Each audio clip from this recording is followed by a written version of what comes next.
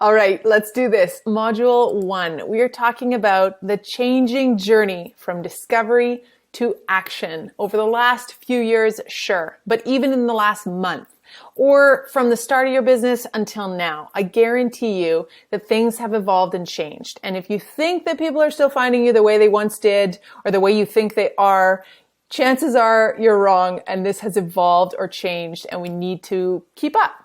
So why has this happened? Well, let's think about buying behaviors and the patterns of your own buying behaviors, or maybe some of those service providers that you're, really loyal to for questions or reasons that you might now question. Say the family dentist. Just because your family has always gone to that same dentist for the last 3 generations and 62 years, but now you see these ones nearby that are closer to you and have sorts of shiny balls like great Instagram videos and behind the scenes tips and tools and a fantastic e-newsletter and I don't know, just even something more engaging or human or authentic than the other guy, you start to wonder why you're so loyal to this other choice. So we're much more as a society open to change. Shop around behavior is real, and it is a thing that has come about as a result of the constant barrage of options, choices, and availabilities that are in our faces all day long. We're not just seeing billboards and TV commercials anymore. We are constantly in our feeds seeing promoted content, brand messaging, and many, many options.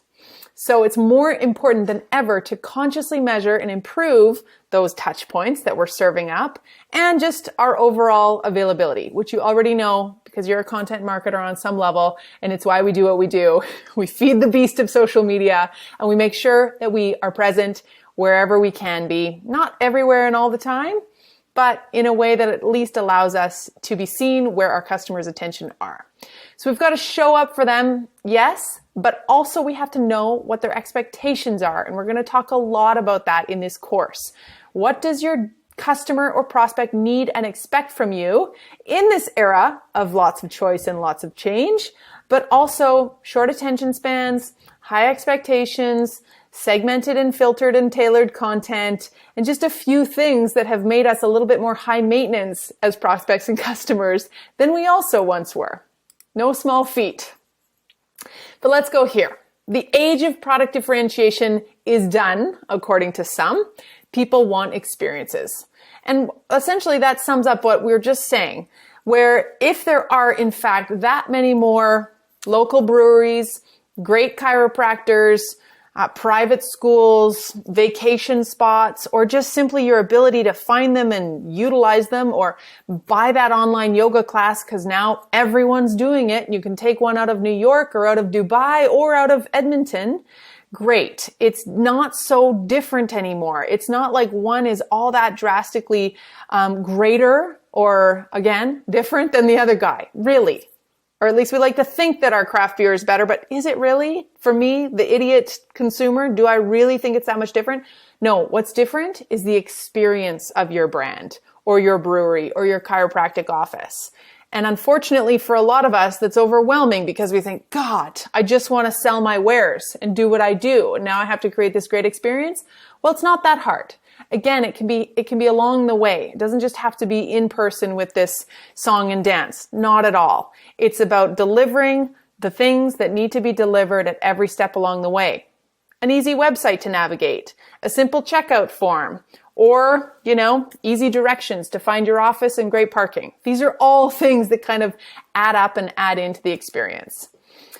Beyond that, the availability of us as a brand is a little bit higher as in terms of expectations than it has been in the past because we want as consumers to see into who's behind the brand. Who are the people? What are their values? What do they stand for? And do I align with this?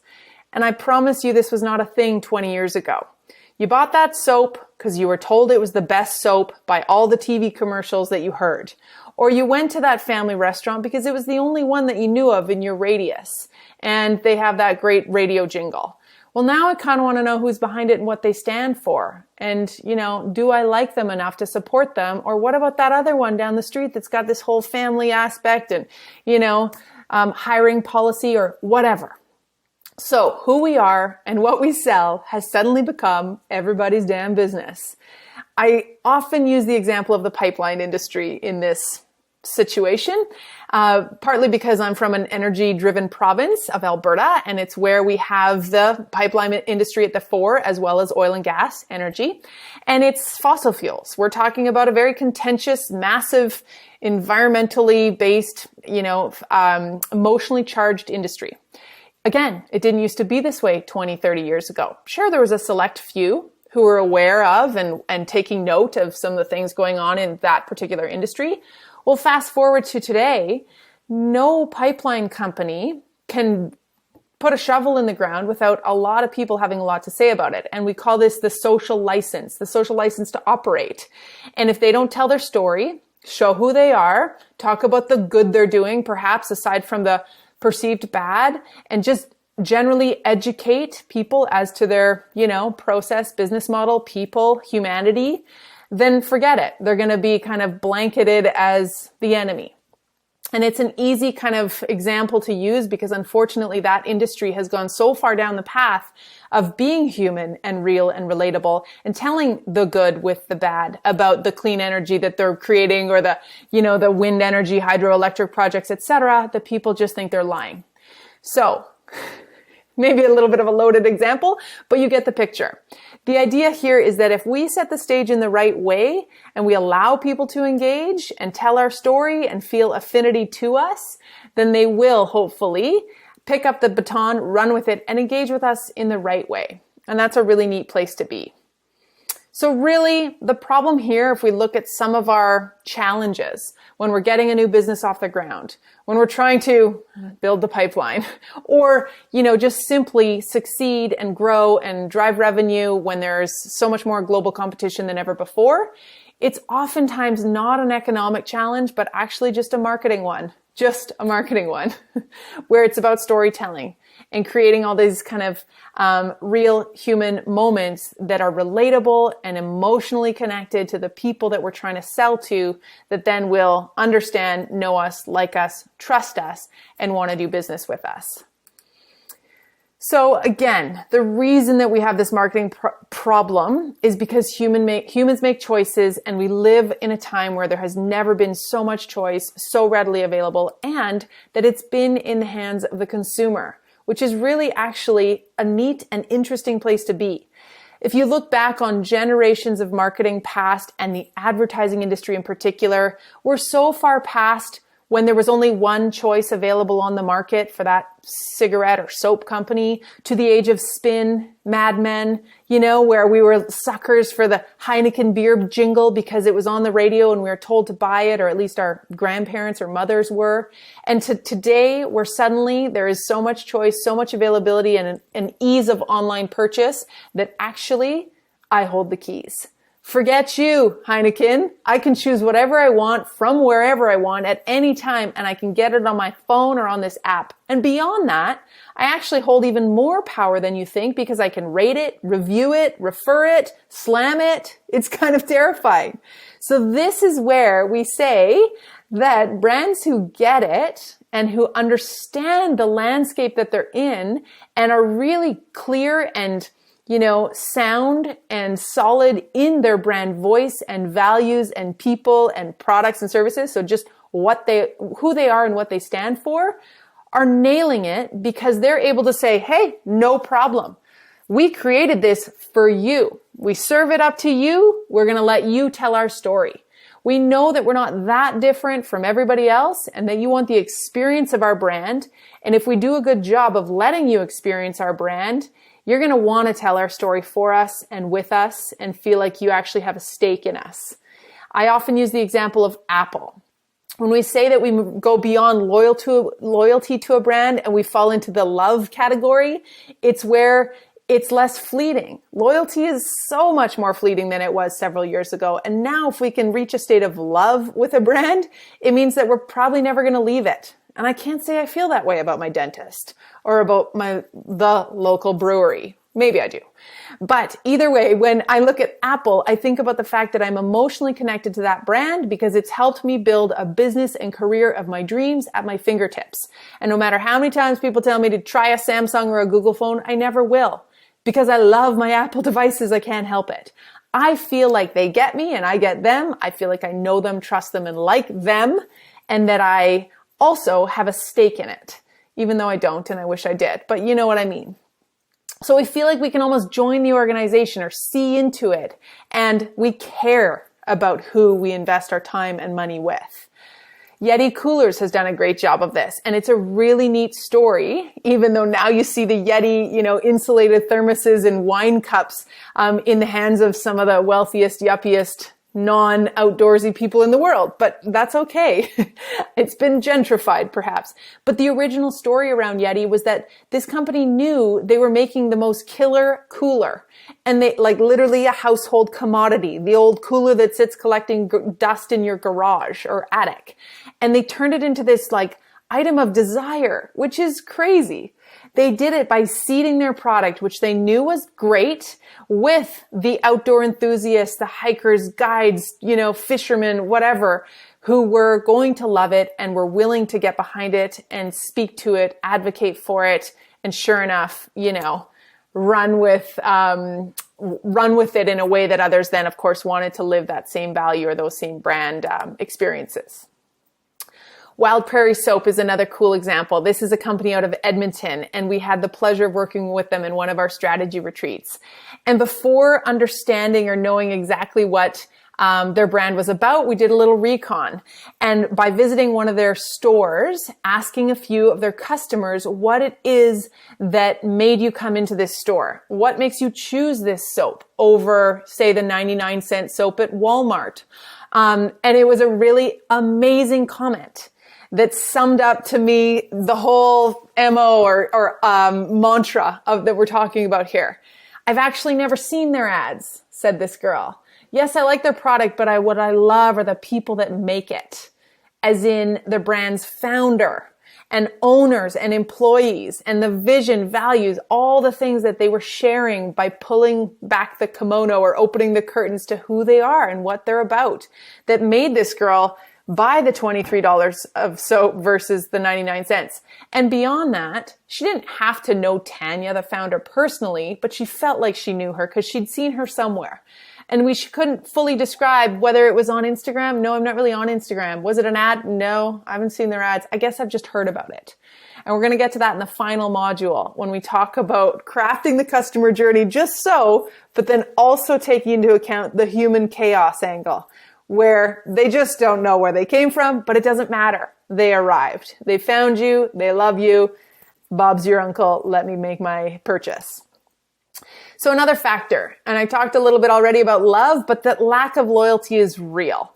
And this, again, is another kind of factor and issue that we have to think about when it comes to purchase frequency and repeat behavior that we could perhaps count on in the past, because that is no longer a thing. That choice and brand swapping and shop around behavior is real, and we just have to be aware of it. Mark Schaefer is one of my favorite authors, and in one of his books and often in his blog, he uses legacy brand examples. And in one, he uses the example of Ivory Soap, and I love it because it's that example of going back into an age and a time where, we were told what to buy, and there was only one game in town. And Procter & Gamble had Ivory as the feather in their cap, their number one brand in their multi-brand, portfolio, and how market share was theirs to lose. And so they did. It is now that bargain brand. Why? Because none of us really care about it. I couldn't tell you one thing today that makes Ivory different from, something else. Although I wouldn't say Dove, because Dove kind of sticks out. They've had some really cool human, real campaigns over the last few years, and they've done a good job of differentiating themselves on that level. So when there's no love, the trust, the loyalty, the advocacy, and the repeat behavior is kind of gone. And beyond that, sometimes it turns actually to mistrust. Maybe not with Ivory so much, but a lot of companies.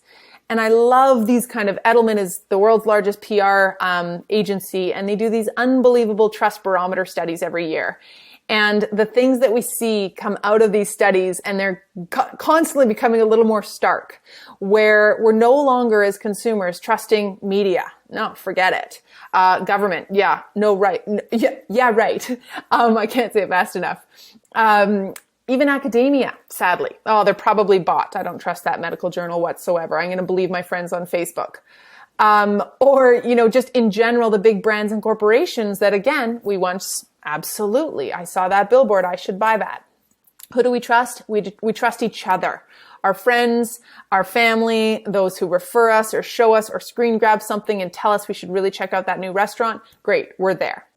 But we can also find this through brands in a way I'll show you in a second. If you remember I think it was 2017, although you can Google and find a number of United Airlines scandals, sadly. But in 2017 was the one where that man was dragged off the plane. It was overcrowded and they basically bloodied his face and dragged him off. And it turned into a terrible communications and reputation crisis for them.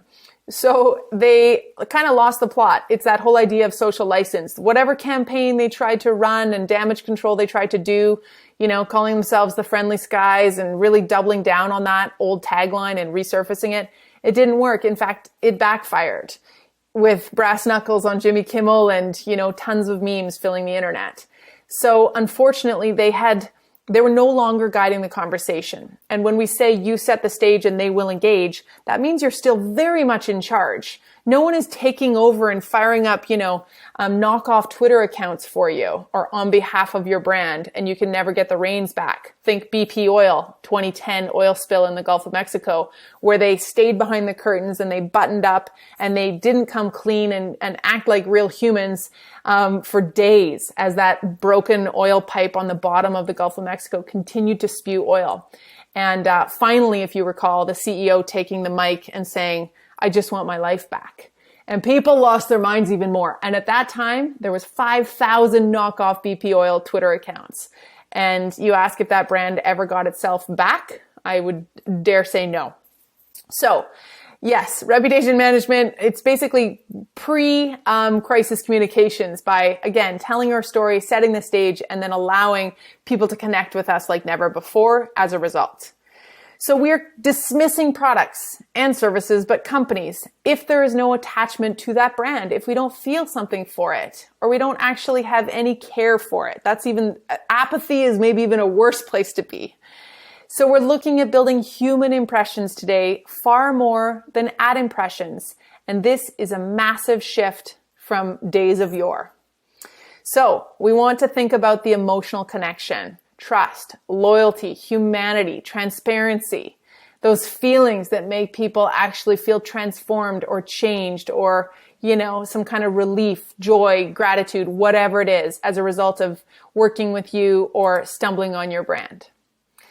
I know that was a lot to start, but I hope that lays a bit of groundwork. And like I said, I really love the orchestra of experiences. We're moving into that next, and I will see you in module 2.